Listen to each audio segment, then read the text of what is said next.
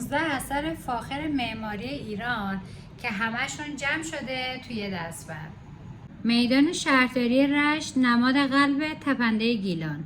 خانه بروجردی ها شاهکار معماری کاشان. آرامگاه ابوعلی سینا یادگار نابغه همدان.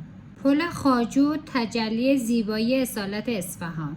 برج آزادی و برج میلاد نمادهای معاصر پایتخت. آرامگاه فردوسی خالق شاهنامه و پاسدار زبان فارسی.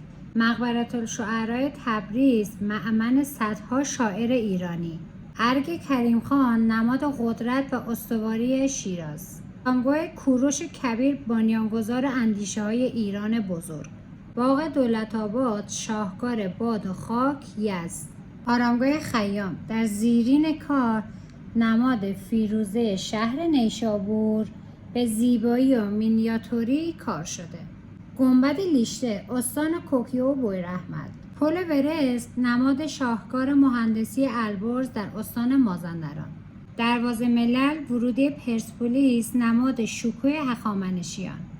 و در آخر موزه آبادان روایتگر هویت جنوب ایران.